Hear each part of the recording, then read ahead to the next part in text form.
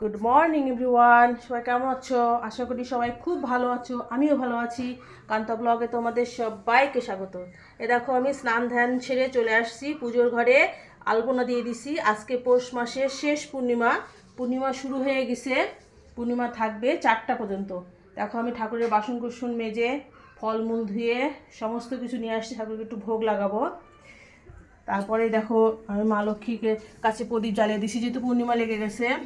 ঘট বসিয়ে দিছি আর আলপনা দিয়ে দিছি। আমি এখন মায়ের জন্য ভোগ রান্না করতে যাব। ধূপ দ্বীপ জ্বালিয়ে দিছি। আমার গোপুসোনাকেও স্নান ধ্যান সেরে দিছি। চান ধ্যান সেরে গোপুসোনা এই যে সুন্দরভাবে বসে আছে, একটা বাতাসে নিবেদন করে রাখছি। আমি ভোগ রান্না করি। ভোগ রান্না করে তারপরে আজকে পূর্ণিমার উপবাস ভঙ্গ করব।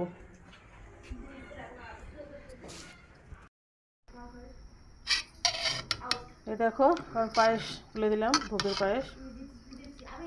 এলাচ, তেজপাতা, দারচিনি সব দিয়ে ভোগের পায়েস আমি শুরু করে দিছি।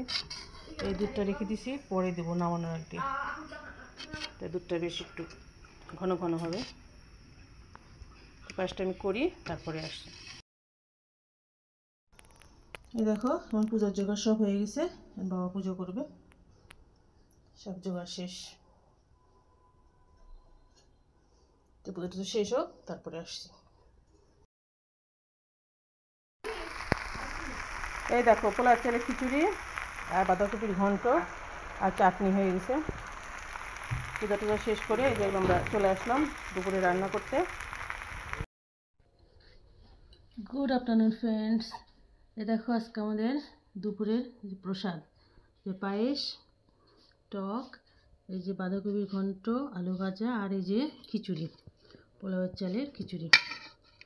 এগুলো হচ্ছে আজকে আমাদের দুপুরের মেনু, পূর্ণিমা উপলক্ষে পূর্ণিমার মেনু।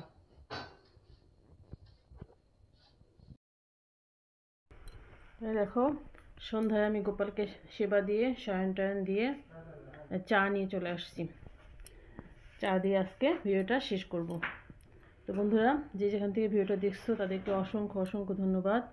তোমাদের অমূল্য সময়ের মধ্যে থেকে আমার জন্য একটু সময় বের করা। তো আজকের মতো ভিডিওটা এখানে শেষ করছি। সবাই খুব ভালো থেকো, সুস্থ থেকো। ফিরে আসছি কালকে নতুন একটা ভিডিও নিয়ে। ততক্ষণ পর্যন্ত টাটা, বাই বাই।